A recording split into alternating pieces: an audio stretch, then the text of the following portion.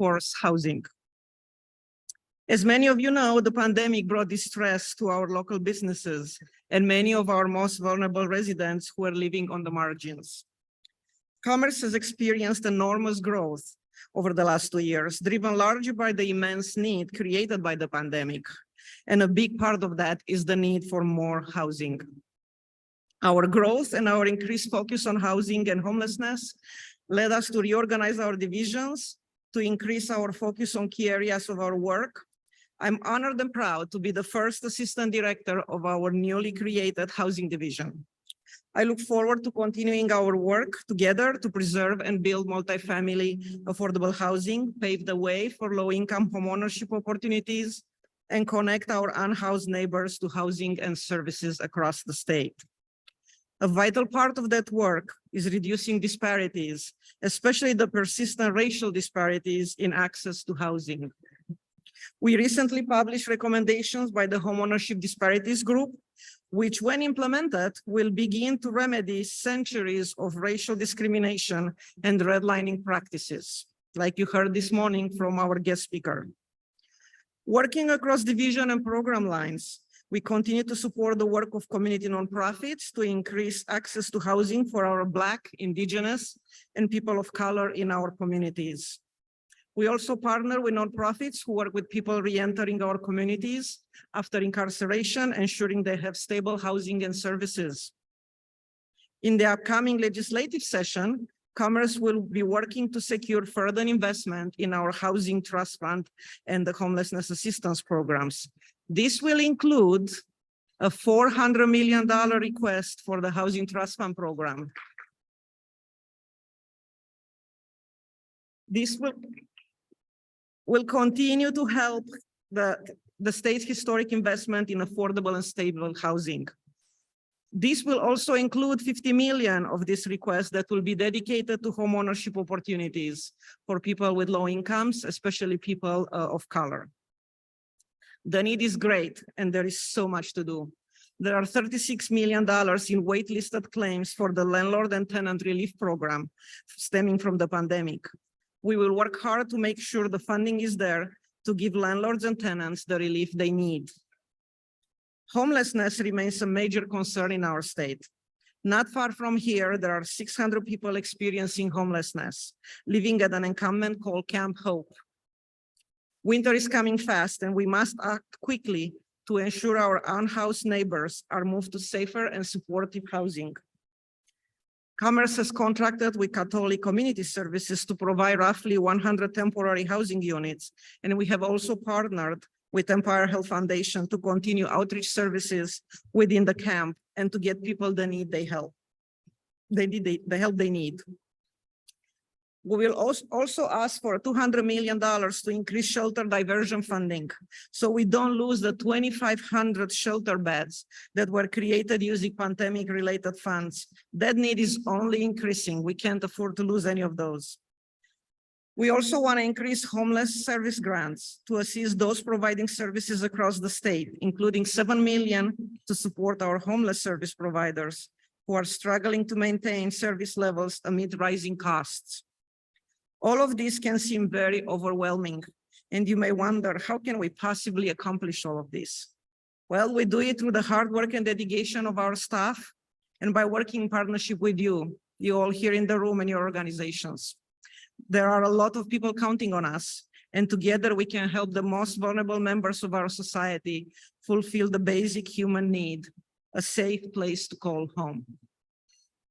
And with that, I am delighted to have the opportunity to introduce David Bradley. Many of you know him. David is one of our most popular and requested return speakers for this conference. He traveled to be with us from Washington, D.C., where he advocates the federal government for community action agencies. As you know, the hundreds of community action agencies across the country are tied together by history and the Community Service Block Grant, or CSBG.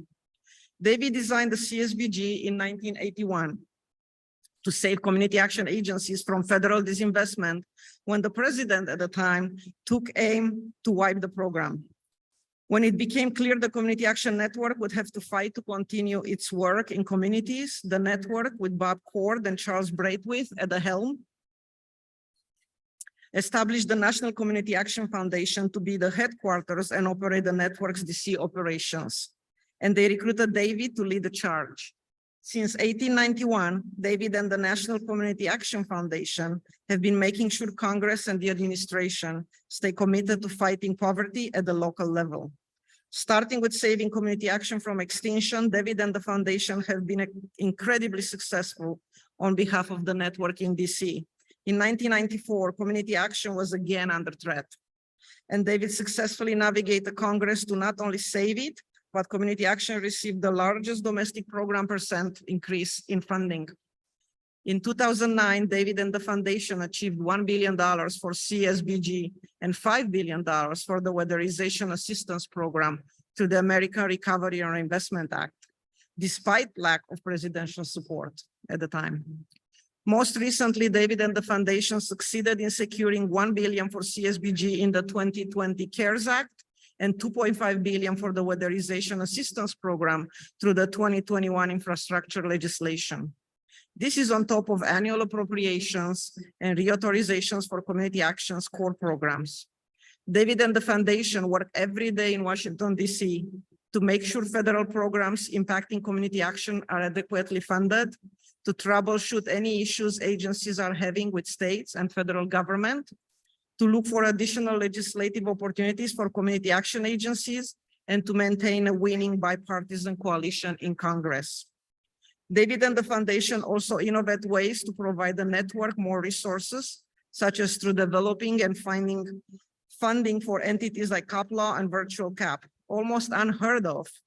David and the foundation just moved the poverty bill to the US House of Representatives in a bipartisan fashion. HR 5129, the Community Services Block Grant Modernization Act. Today, we're fortunate to be receiving a personal update on this effort.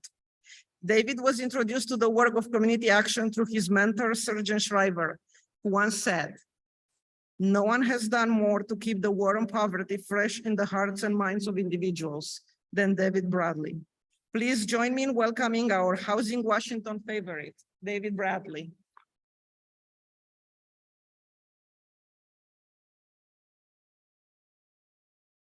Thanks, I appreciate it. Hopefully they can hear.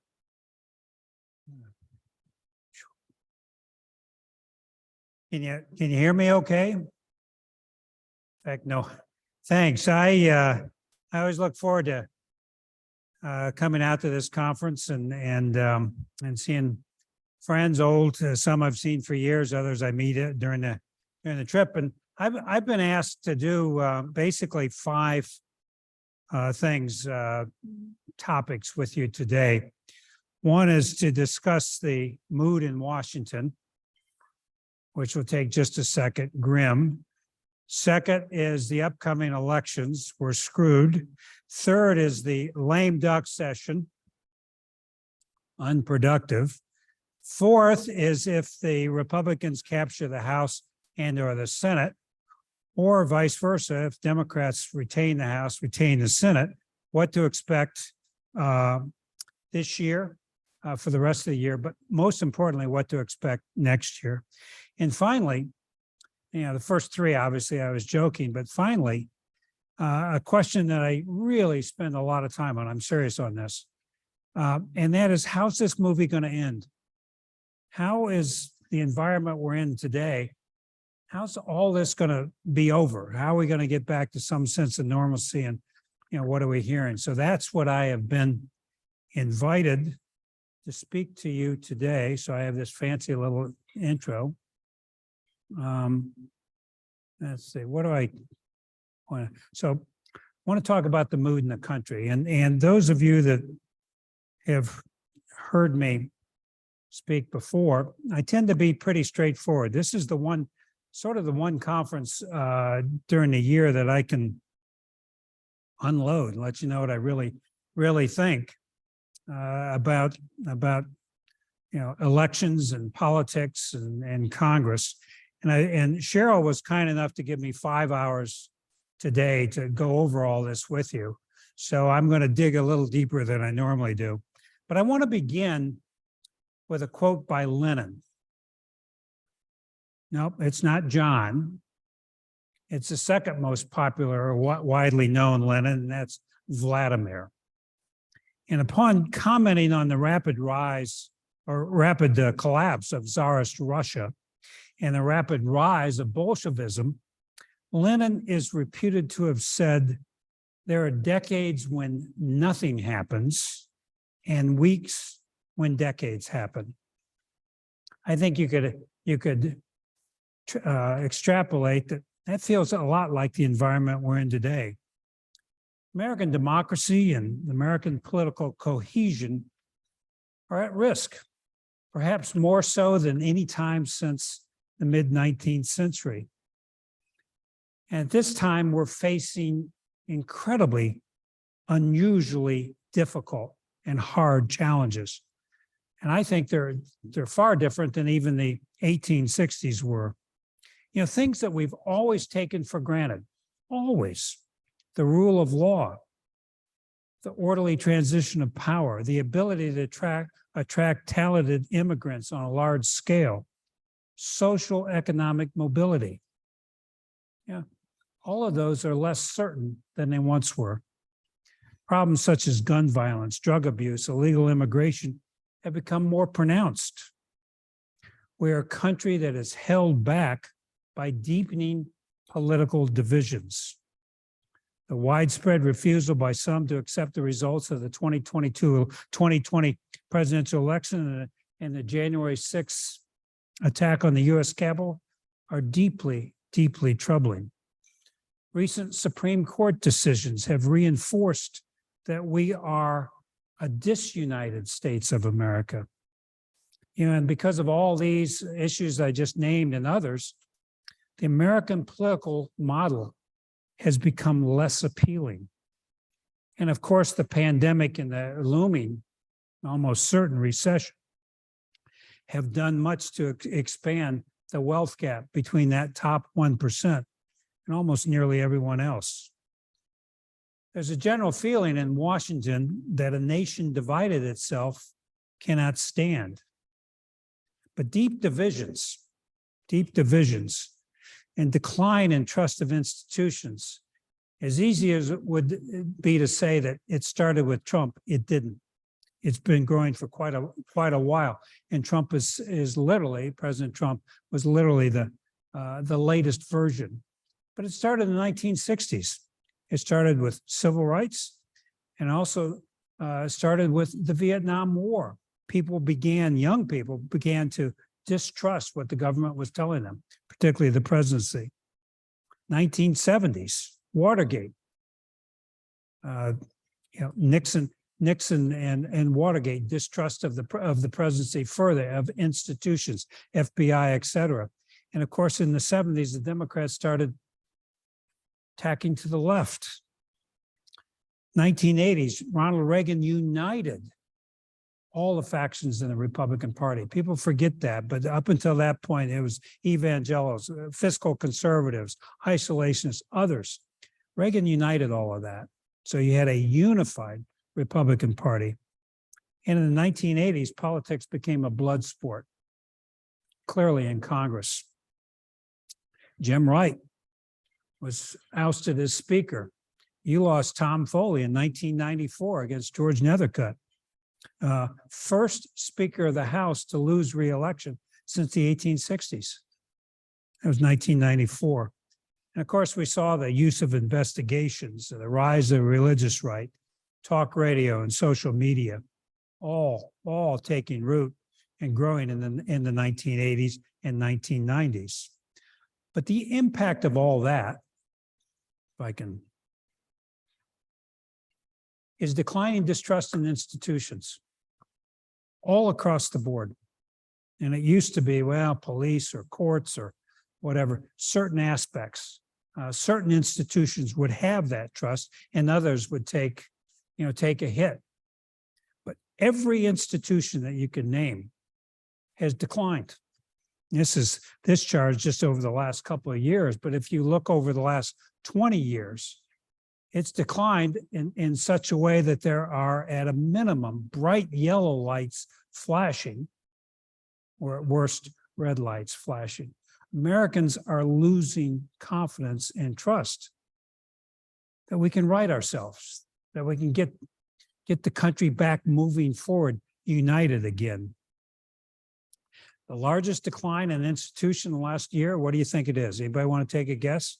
You can have dessert first or be the first one out of the room when you hear my conclusion, but Supreme Court.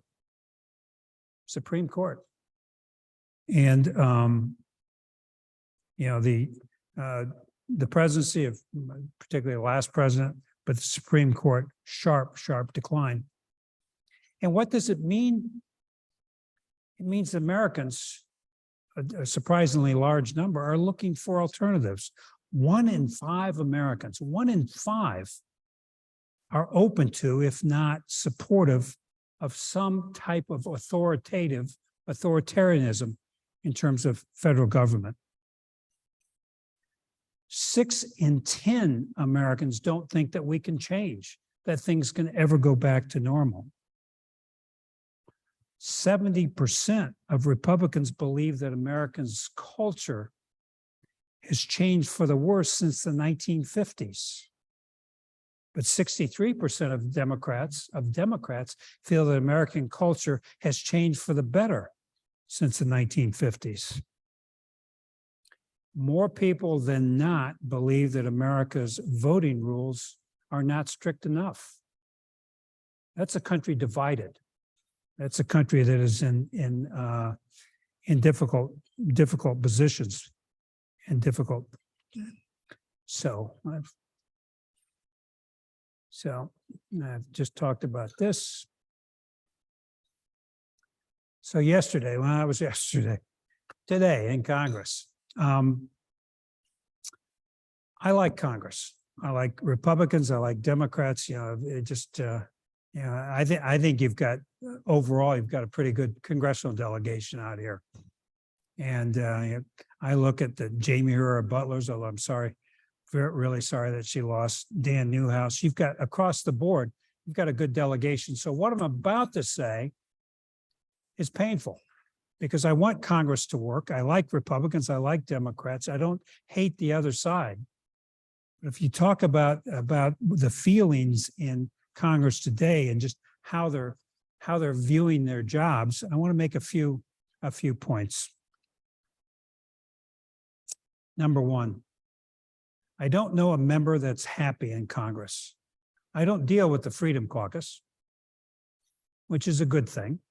Don't want to deal with the Freedom Caucus, but I don't know a member that's enjoying their job. And what I worry about is that good members say, I don't need this anymore. I'm out of here. I'm in my 50s or I'm in my 60s. I don't need this anymore. So number one, they're just not enjoying their work. 2, the partisan rhetoric, the toxicity that's there. Although the news will talk about it, you'll hear it between, on evening news about a comment made by one of the leaders on either party in either house. It really troubles members about the toxicity and the constant warfare against the other party. But it's not only members. It's now congressional staff. It's now committees, certainly lobbyists. And to a certain extent, it is the media as well. So people in Washington, elected officials, our government, is not in a very good place in terms of enjoying their responsibilities and looking forward to their responsibilities. Let me find out. So if you look at key things on just direction of the country, Americans, and it reflects in Congress, are not satisfied with the direction that the country's going by an overwhelming margin. Right direction, wrong direction. Clearly, it's gone down a little bit when gas prices dropped, but right direction, wrong direction, huge. Joe Biden is not popular as much as he's had a recent bump in the polls. He's still going into these midterm elections is not popular. So if you're a Democrat, you're not happy with the White House. You're not happy with your president. Frustration with both parties. 27% hold an unfavorable impression of both parties. 7% 20 years ago. You hear a lot about a third party. Andrew Yang was working on one with Christy Todd Whitman. That's not going to go anywhere. But people are frustrated with political parties. And what do when they're frustrated? They don't vote. They stay home. You know, they're against the system. Now we also have today in Washington this month more potential divisive Supreme Court decisions. And we saw what happened on the Dobbs decision on Roe v. Wade. It's going to be more logs on the fire, particularly before the midterm elections. So now we're heading into the midterms. And the midterms got all this dissatisfaction, all this anger. And what's going on now is both parties are spinning it that, boy, if they just get more money, they're going to win the midterms. So I want to walk through the midterms and what's working, what's not, what to look for. And then I leave right after my talk, so I will deny that I was ever in Spokane. And I don't know who David Bradley is. So Republicans need to capture 5 seats in the House to control the House. It's 50-50 in the Senate, and then you have Kamala Harris. And the 50-50 includes Bernie Sanders and Angus King, 2 independents, but it also includes Kristen Sinema and Joe Manchin. So that's the lay of the land you've got. So what issues are working for Democrats as they head into these midterms, 5 weeks out, 36 days from today? What issues are working for Democrats? What issues are working for Republicans? And within the Democratic message, I can tell you that there is a difference between what House Democrats find that works and what the White House is saying. So the internal divisions within Democrats is pretty strong. Press hadn't picked up on that.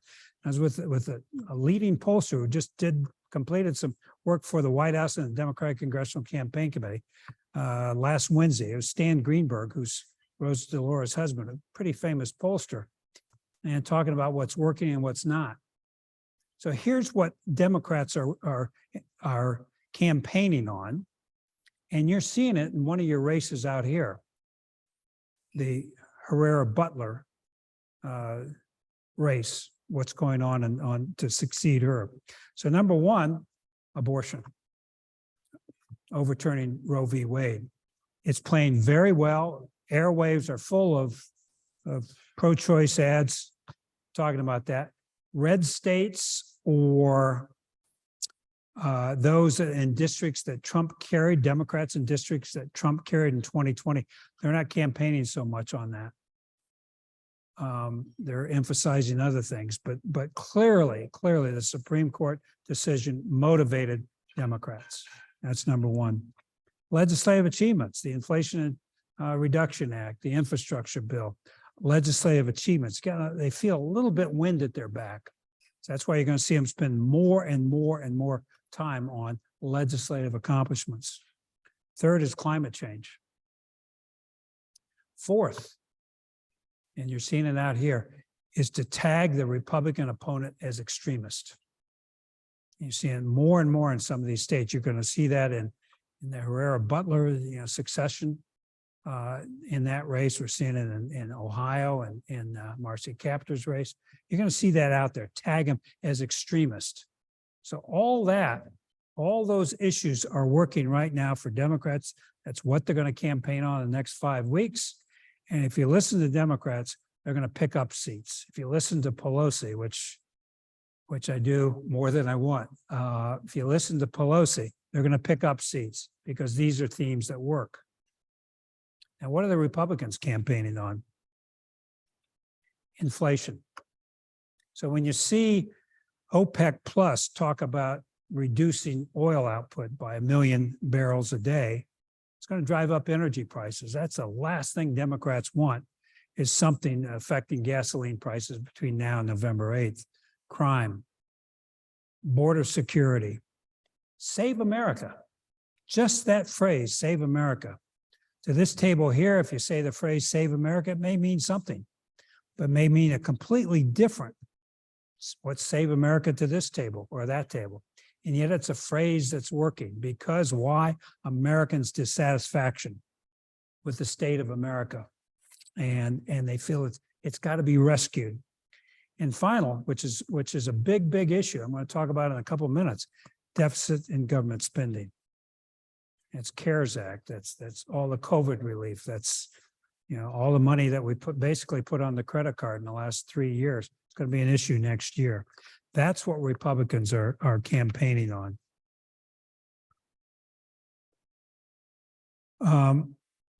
Right now, Democrats have an advantage of who you want to be elected to Congress, 45 to 43. But the prevailing wisdom is Democrats, because of voter turnout, need to be 4 or 5 points up. They're not. 4 or 5 points up on a generic ballot. The only takeaway from this is history. If history is any guide, and it should be, boy, a president with this low approval ratings, even though Biden has gone up with this low approval ratings, spells trouble for the party that controls the White House. So if history is a guide, Republicans are going to have a good night.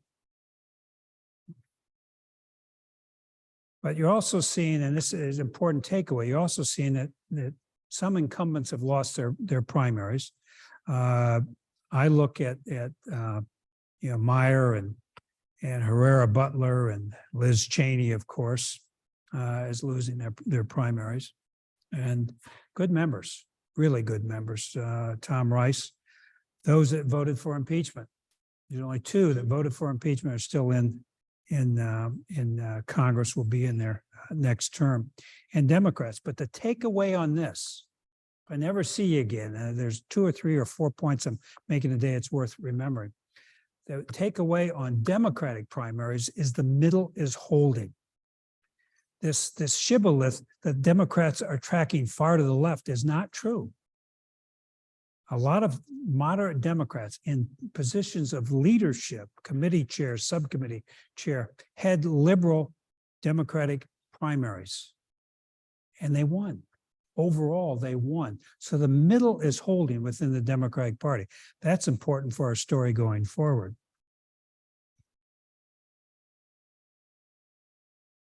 I can get this to got only 2 of those that voted against it, voted for impeachment.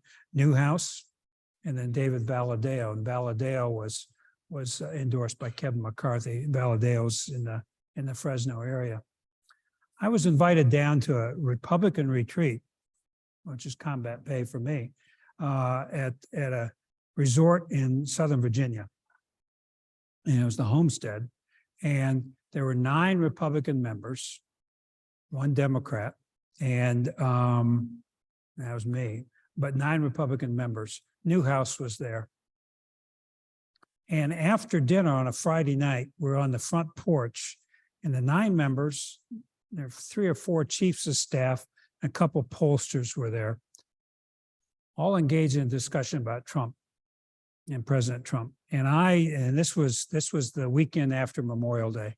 I held back. I obviously participated a little bit, but boy, that's not, you got to be careful in that kind of conversation. But what was clear to me is how 2 or 3 things emerged. One, what was clear to me is they supported Trump's policies, standing up to China, requiring NATO to put in more on defense spending. Some of the outliers that we saw, some of the disruptors, they supported. They didn't like Trump as a person, but they supported his policies. And second, the absolute fear. The fear that if he tweets, they're going to have a primary opponent and then lose. But they were willing to accept the first part, the first negative, and that is the person, because they supported the policies. So Trump as a factor is still very much part of the midterm elections, and it will be going forward. But I think there's some good news on that front.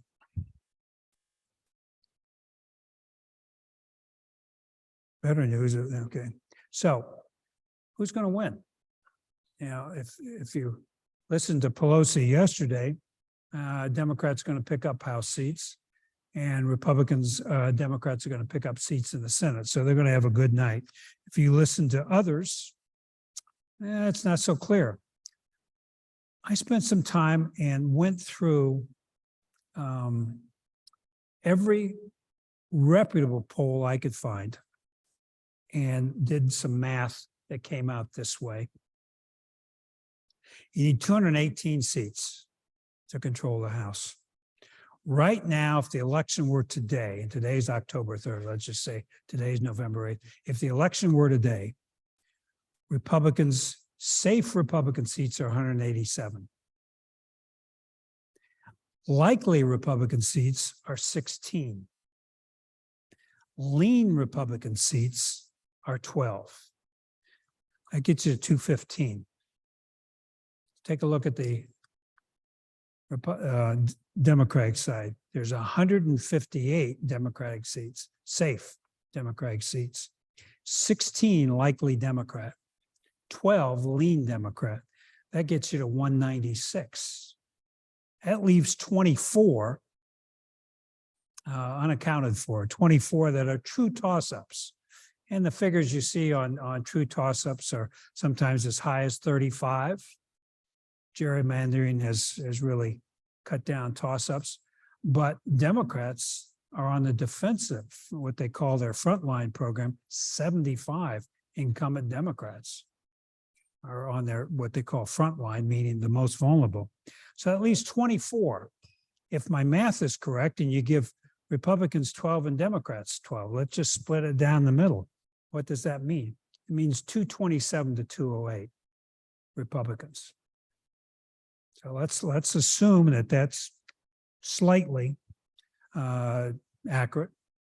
It's as good as anything else. I'll show you what Newt Gingrich says. But let's assume that that holds true, that Republicans capture the House. Now, what are the consequences? But before we get to that, and I want to put both House and Senate in context, I want to put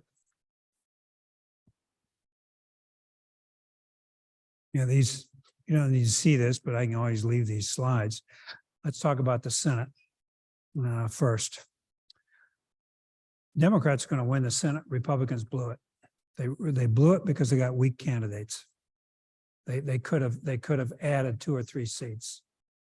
And some of the vulnerable Democrats, like Hassan in New Hampshire, likely to win. Why? Because Republicans have nominated, and the word applies, extremist.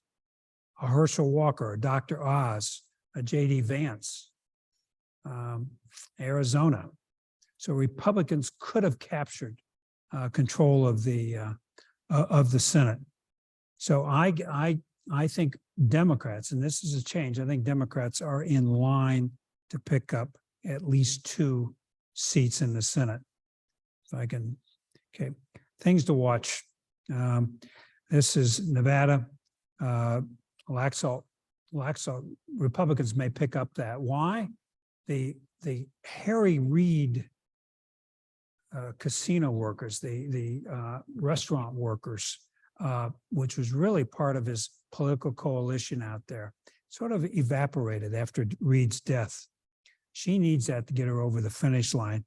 Laxalt is the son of, well, he's got a complicated history. He's actually, I'm not going to go into it, read about who his father is and all the things in his background, but Laxalt's a famous name in Nevada. I have him winning that race. Herschel Walker, Raphael Warnock. I like, we've had a lot of friends in Congress and Republican Democrats. Herschel Walker should not be in the United States Senate. He's 3 points down as of today, and a lot of money going in. Ron Johnson, a weak Republican.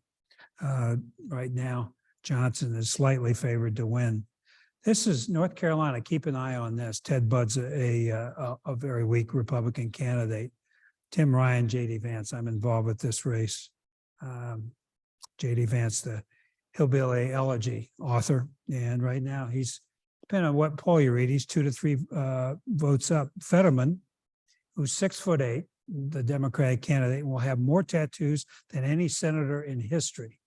He really, big guy with every inch is taken up with a tattoo, but he's running against Dr. Oz, who really has trouble connecting with the average citizen. He has 9 houses, 9 homes. Fetterman's winning. Oz is pulling up in the polls. Not sure where I'm. Oops. Arizona, Mark Kelly's going to win, weak Republican candidate. New Hampshire, Hassan was vulnerable, weak Republican candidate. 2 sleeper races to watch. Colorado, Joe O'Dea is who McConnell wants. They like his profile. And Michael Bennett, who had a tough race last time. Bennett is a terrific individual, would make a good president. Got a very, very tight reelect. And also, not likely to happen, but another sleeper race is Utah. Mike Lee is not popular. Mitt Romney is right now in Utah. Mike Lee is not. But you've got an independent, no Democratic nominee. Keep an eye on McMullen. Okay, your delegation now and then after the election, because the next part gets a little bit scary, but your delegation, they've got power. Use it. I mean, your delegation, it's seniority, but it's also ability. You know, Patty Murray is either going to be chair of appropriations or ranking. I think she's going to be chair of appropriations committee. She's also part of leadership. Man, oh man, if you're chair of appropriations, the last chair of appropriations you had, anybody remember? A guy named Warren Magnuson, who was defeated in 1980. I think Slade Gordon beat him in 1980. Warren Magnuson, that's powerful. Maria Cantwell has really got her feet on the ground and has figured out her career path. She is a force. Newhouse is a member that I deal with on appropriations. Strong legislator. McMorris Rogers. She's either going to be chair or ranking on energy and commerce, which next to appropriations or next to ways and means. Man, oh man, is that a powerful committee? I'm a big Kim Shire fan. I really am. I like her a lot. And Jayapal is going to go for leadership. And she's so new, but her track record, her ability is so good. And Adam Smith on armed services, your delegation is powerful and accessible. And you've got, Republicans on there, not as many as I like, but Newhouse is a terrific member. So so what we're about going into is you're going to need your delegation. But I've given you my predictions, which I'm out of sequence here. Let's see what Newt Gingrich says. He's usually pretty accurate, never exaggerate. Let's see what old Newt says about this election. How do we show Newt Gingrich's? I have a video of Newt. Can you show that back there? You never use.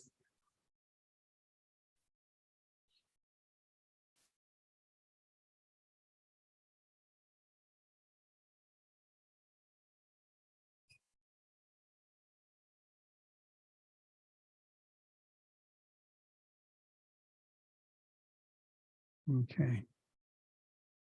Well, is it going to come? Is it going to play? Doesn't look like it. Well, he predicted Herschel Walker is going to be an outstanding candidate, and Republicans will pick up between 25 and 70 House seats. So that's really clear and concise. I have Republicans winning, but by single digits as of right now. So what does that mean? It means a few things going on, and this is perhaps the one thing that is worth paying attention to. Congress is going to come back in a lame duck session, and House is going to come back the week after the election. They have to deal with the following: lame duck appropriations. They got to deal with committee assignments. Then they have to deal with leadership. So you got leadership, appropriations, and then committee assignments. There will be a rush of particularly Republicans wanting to jockey for other committees, more powerful committees if they're on some of the backwater. So in no particular order, let me put out a few things to watch. Let's say Republicans do control the House, but by 5 votes, single digits. We know that Democrats are going to say to McCarthy, and I haven't even talked about if he's going to be a leader or not. We know that Democrats are going to say to McCarthy after this bruising campaign season, you've got the keys to the car, you drive it. You make government work. You legislate, you get things over. So he's not going to pick up perhaps any Democratic votes on some key issues. He's going to have to keep a united Republican caucus. What does that mean? And this is true, and what I'm about to say, it's a little bit scary, but the Republican agenda will be driven by the Freedom Caucus. That's who's going to decide this. How many of you heard McCarthy's commitment to America that came out a week ago last Friday? Anybody hear about it? Well, that's helpful. Well, you just heard about it. So if I just said it, but I'm going to come back to that. Freedom Caucus. What does it mean? How many of you heard of Contract with America? This is Contract with America 2.0. So who's going to shape the Republican agenda in the House with a tight margin and have extraordinary influence is the Freedom Caucus, which is 55, 56 members. They don't publish their list. And it's also a number of members that are new candidates likely to win in Republican districts. So number one, they're going to drive Republican agenda. Now, what does the Freedom Caucus want? What do Republicans want, particularly some of these candidates? They don't want appropriations finished this year. And they want to wait and push it off until next year. We want appropriations finished in a lame duck session. And I think it will be. But some Republicans are pushing for it not to be settled. You know, the reason I have hopes is the 2 leading Senate appropriators, Richard Shelby, Republican from Alabama, Pat Leahy, Democrat from Vermont, are retiring. And by last count, there's only 2 things in Alabama that Shelby is not named after himself. And I think he'd like to get a clean sweep and get those named. So they want to finish off. But there's a fight going on within the Republican Party right now between senior appropriators, Republican appropriators, and some of the crazies, some of the ones that want to shut government down. And they want appropriations settled this year. Why?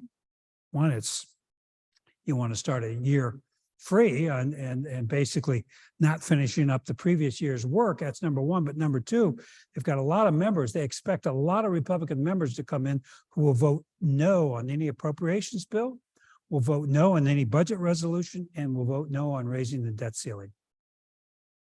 They want to try to finish that before they get into power. So I think they'll get it done. The Freedom Caucus also has said if it goes off over until next year, this lame duck, in the continuing resolution, we want to take funding back to 2019 levels. You know, CDBG's got a $200 million increase in approps. I don't know, I didn't have time to look up what it was in 2019, but it's far less than it is now. They want to go back to 2019 and then down from there. Leadership races. If Republicans don't capture the House, does McCarthy survive? You see a winner on this. I'm hearing, I don't want to predict this, but I'm hearing a lot of grumbling about McConnell. He's only 80. Is that the face we want on the Senate Republicans? Who's going to challenge him? He's in a pretty big fight right now with Rick Scott of Florida. So leadership races, and there's going to be a lot of jockeying on committee assignments. So all this is out there. But what's it also mean for the Democrats? And here's their dilemma. Pelosi's 82, Hoyer's 83, Clyburn's 82. Democrats are, McCarthy's 59. Democrats are anxious for a leadership change, but no one wants to challenge Pelosi. You know, there's members that you'd recognize that I happen to deal with. I'll tell you one, like Adam Schiff, who's interested in leadership.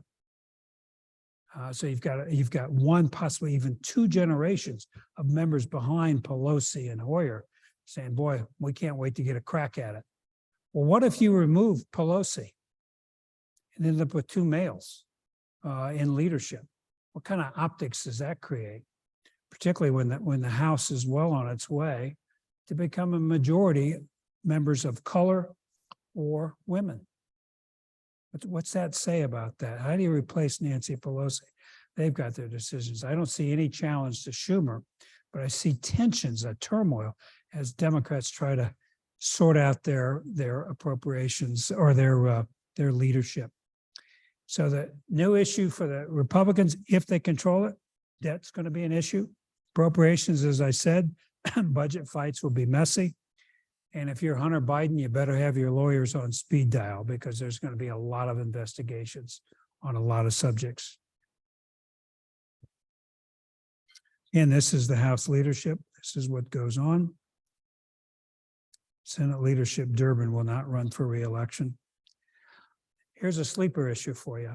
And I don't know much about it, but it's been coming up in conversations. And I'm going to actually, this next weekend, spend some time on this. There is a movement underfoot for a constitutional convention to rewrite the Constitution. And we're 4 states away from having to call a constitutional convention. It's starting to come up in conversations, particularly on the House side. And so keep an eye on that as an issue that is likely to emerge. This is the commitment to America. This is what the Republicans are going to run on if they control the House in 2023. There's a happy ending to this. All this sounds pretty scary and geez, the world is ending. But this is what they're campaigning on. This is what their platform is. They want an economy that's strong, nation that's safe. I mean, you talk about simplistic statements, a future that's built on freedom and a government that's accountable. That's the sort of the talking points. But behind that, what you look at is the Republican Study Committee, of which 80% of House Republicans belong to this Republican Study Committee. You look at the blueprint they prepared for a 2023 budget debate that never occurred.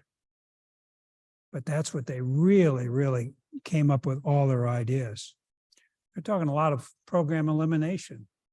Contract with America had 200 programs in it to eliminate. They also want to sharply reduce funding for a number of cabinet departments, including HUD. So Freedom Caucus is out there saying reject lame duck, reduce 23 appropriations, and get rid of all the riders that Democrats have tucked into the bill. So that is a really difficult environment to legislate. So I want to end with sort of the big question. I want to make sure I'm okay on time. I was going to tell you how the movie ends, but I'm out of time. No, I got the one thing that bothers me deeply, and I've wrestled with this. I've wrestled I love coming out to this conference, but I've wrestled with this ending a lot. And how's the movie end? How's all this? How are we going to get back to normal? And I'm lucky or unlucky. I don't know what you phrase it, but I end up dealing with a lot of members. I don't hate. So I've got friends that I connect with on baseball or books. A lot of them on books, and we read the same kind of books. But members I like, and I tend to enjoy their company, and I'm interested in them as a person. But what troubles me right now is there is no one in Washington I can go to that can answer the question, how's this movie going to end? How are we going to get out of this? What's going to happen? How are we going to improve? Years ago, I would have gone to Harry Reid, who was a really good strategist, or Tom Daschle. Bob Dole was good. John Boehner, good. There's no one right now that really knows how the movie's going to end. In fact, it's worse. Everyone I talk to is worried about how the movie's going to end. Just how we're going to get out of this. So I want to leave you with some words of optimism, but also a challenge. You know, good things rarely happen on their own. It takes a lot of work. Our democracy is messy, but it takes a lot of work to keep on the journey for a more perfect union. Here are some wild, perhaps inaccurate or overly optimistic predictions. One, I am detecting Donald Trump is becoming a spent force within the Republican Party. If indeed his endorsed candidates have a bad day on November 8th, a bad day, and Republicans lose seats in the Senate, they don't capture the House, or his particular candidates just get blown away, he will be even more of a spent force. So that's good. We need, for a vibrant economy or a vibrant democracy, we need two healthy parties. So that's encouraging, number one. Number two, although you can't see it yet, particularly if you turn on the evening news, you can't see it yet. A majority of Democrats, and I think close to a majority of Republicans, want a happy ending. They want to move beyond where we're at. I hope it's not a tactical nuclear weapons that unite the country, but they're looking for something to allow them to work with the other party, the other side. Simply cannot do. Number three, in terms of the Republicans, I mentioned very quickly the debate and the fight going on within House Republicans on appropriations. It was the senior House Republicans who have taken on the Freedom Caucus and forced their leadership to make government work and to keep government funding. I think more of those are going to be empowered. More are. Next is the middle held for the Democrats.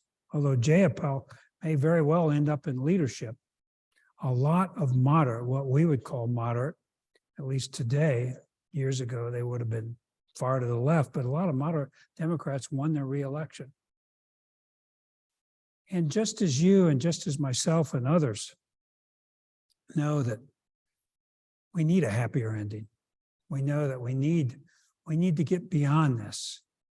That in itself is positive because we will. We've always been able to do this. The country was divided going into World War II. It really was on the draft. It united. We've had divisive times in the past. We're going to move beyond this.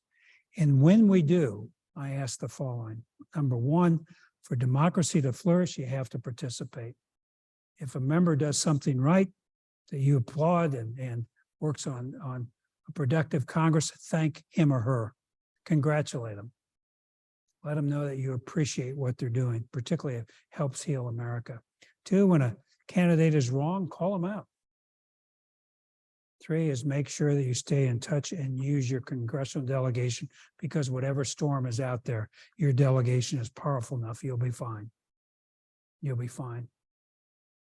And fourth is if ever there was a time to watch and participate in public affairs, it's between now and November 2024. 2 years. If we can get through these next 2 years, America's going to be fine. We've got work to do, all of us. And it's not going to be easy. And there's going to be setbacks and there's going to be times to go forward. But America's going to heal. And I think Congress, despite what we think today, I think Congress is going to play a positive role in that. So I hope I didn't scare you. I'm optimistic, I really am. But I know it's going to be a hard road. But stay in touch. You'll be okay. Work with your congressional delegation. Make sure we get good members in Congress. You got one race that I'm worried about. Good members in Congress from the state of Washington. And just stay engaged just on everything going on in our public life. Fascinating time. This is our responsibility at this moment in America's history to navigate through this. We can do it together. Thank you very much. David, we do have some time. Huh? We do have some time for questions if you do. Oh, well, you told me to throw you a softball. So before I go ask everybody, the softball is Trump going to run? What do you think?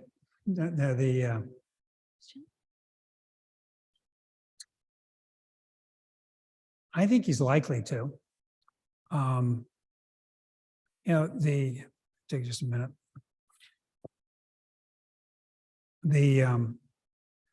I think Trump wants it. The problem with Trump, if you look at his approval ratings, he's at 34%.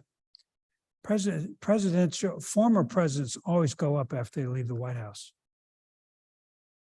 Harry Truman was in the low 20s. Jimmy Carter was like 24. Jimmy Carter's 98, but he's nominated for sainthood or something. They all go up. Even Nixon went up.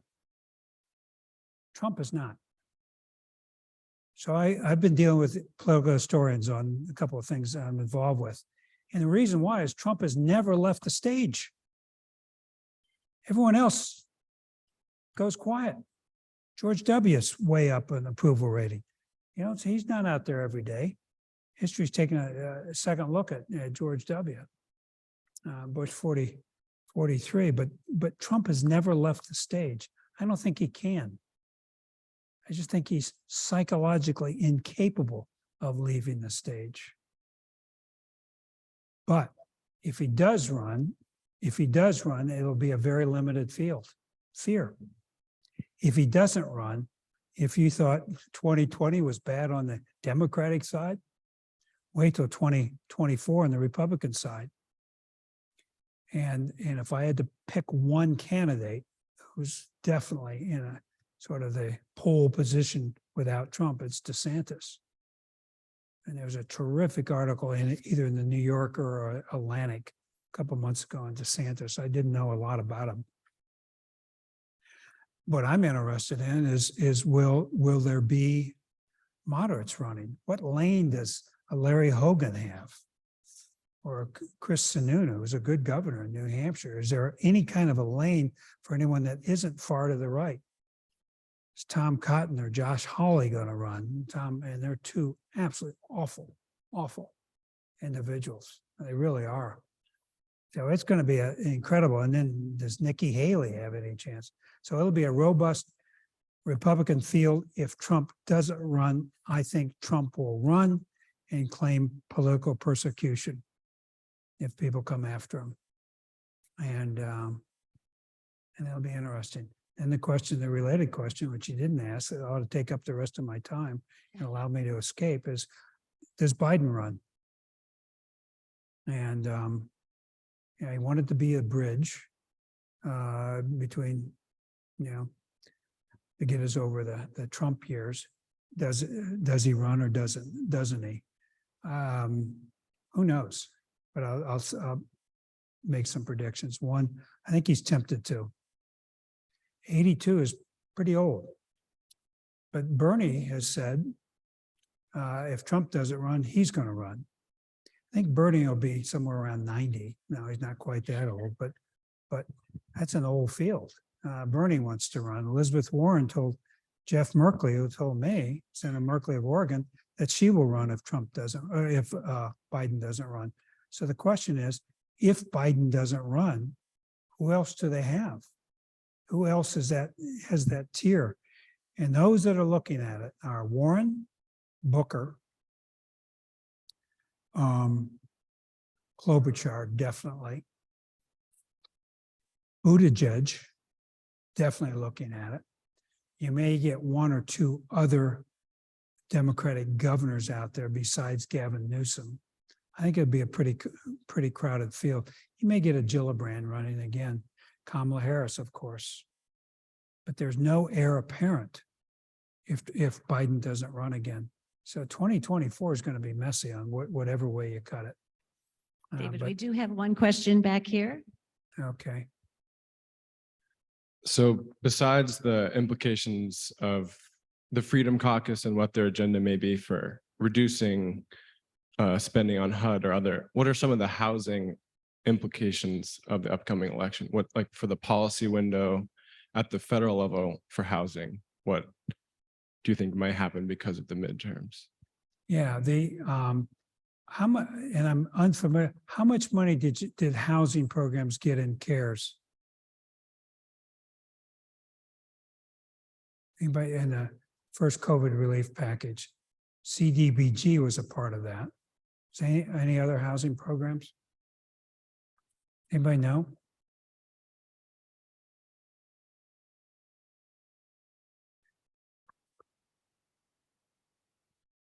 I absolutely didn't hear that with the acoustics. Yeah, we're getting a I think- microphone over there. Emergency rental assistance was by far the biggest appropriation to the states. I think you probably saw over a tenfold increase. Well, this is absolutely speculation on my part, but I would take a guess at this.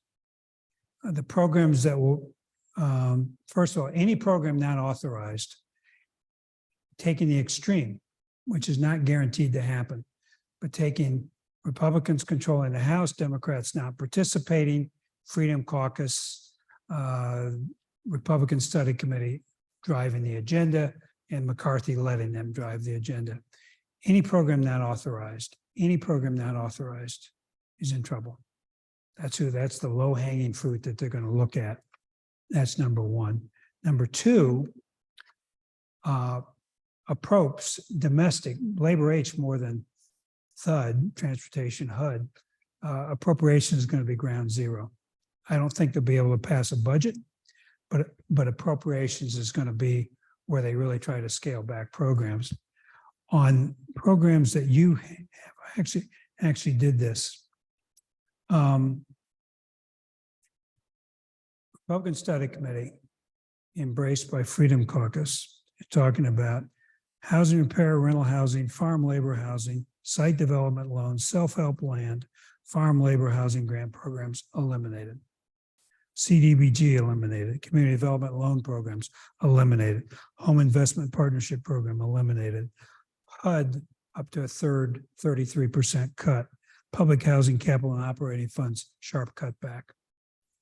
I'm involved with the water assistance program, and I find it horrific to deal with 68,000 water authorities, but it's not authorized. And I would put it, it's at HHS right now, I'd put it at EPA, give it a safe home, and we're going to, I can't get a consensus by all the water people, but programs that receive plus ups in the last 3 years related to COVID or any other kind of economic relief, that's first target. Programs not authorized that were funded through appropriations, second target. Mainstream programs, they're not going to eliminate HUD. They may try to eliminate Department of Education. That's the low-hanging fruit they're going to go after. Will they succeed? No, they won't. They'll make an attempt. Senior appropriators aren't going to let it happen, number one. And number two, they're not going to have the margins. And if they control that, if Republicans control the House by 10 votes, you peel off 20 or 30, they don't have it. It won't go. In the Senate, they're not going to have a majority. If I'm right, a majority in the Senate. So it'll be a lot of commotion, a lot of fear, a lot of anxiety. In the end, you'll be okay. I think. I've seen this movie before, and there's a way to navigate it. But you don't go to your congressional delegation last moment. I'm asking members now, House Republicans, even on Zooms in August, I'm asking, and September, I'm asking members now, what are the details in commitment to America? Most Republican members don't know, although you can make reference to the Republican Study Committee or Freedom Caucus. And the mainstream Republicans you deal with dismiss it. Well, that's crazy. It's just not going to happen. But the key is once danger is identified, use your delegation. Murray, in particular, Senator Probst, she won't allow that to happen. Can't well. I'd go Nethercutt as well within the Republican Party. So I've taken up more than your time. We have one final question from Steve. And this is a really important question. Yeah. How far should we expect the Mariners to go in the playoffs? What you don't know is he owns baseball, minor baseball leagues. Yeah. You always try to end on a good question. Thank you for that. We rehearsed it all morning and you did well on it. I tell you, I'm involved with minor league baseball pretty extensively. That 95 Mariners Yankees playoffs, that's the greatest baseball I've ever seen. And I'm on the East Coast. I get up every morning at 3:30, 12:30 here, 3:30 every morning. I stayed up late because I live in Fredericksburg. It's a long drive and all that stuff. I stayed up and watched all those games. And that Mariners Yankees, particularly when it's in Seattle, is when this city fell in love with the Mariners. They discovered baseball and it was incredible. It was incredible. That's number one. Two, I like small markets. I tend to like the underdog, you know, and you push, you root for them. So Tampa Bay, I'm rooting for. I think the Mariners have an interesting team. Any team in the playoffs, they're going to be great playoffs. Any team in the playoff can catch fire and just have a good run. Would I go out and purchase Mariners World Series tickets? Not quite. Not quite. It's going to be pretty hard. The Dodgers are pretty darn good. Yankees are good. Mets and Braves are good, but Mariners better than Cleveland. And they're building. They're absolutely building. Mariners, you know, you're gonna have good baseball for a long time here. So I hope my talk was not depressing to you. That's why we planted the Mariners thing, positive. It's not. Just be engaged, invigorated to fight for what we want. You know, and America needs a strong social safety net. We need opportunity and economic mobility. That's what all this is about. And it's winnable as long as good men and women engage and we make sure that the bad guys don't win.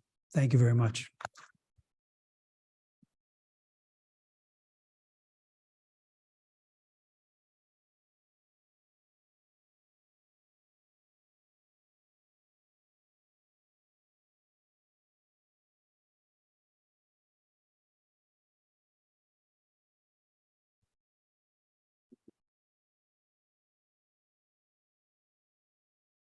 Thank you, David, for that dynamic insider look at the craziness of politics in Washington, D.C. I'm Bob Peterson, Deputy Director of the Washington State Housing Finance Commission. I'm delighted to be here attending my first Housing Washington in this new role. We hope you're learning from the sessions and gaining some valuable insights and can take these things home with you and put them to work. Meanwhile, please join us in the exhibit area for some tasty desserts, networking, and time with our sponsors and exhibitors. After that, we still have 2 blocks of sessions that start at 2:30. Before we convene in the ballroom at 5 p.m. for our final networking and box dinners to take home with you on the plane ride or that nice drive home. Please enjoy the rest of the day at Housing Washington, and thank you for joining us here to make housing in Washington more affordable every day. Thank you and have a great afternoon.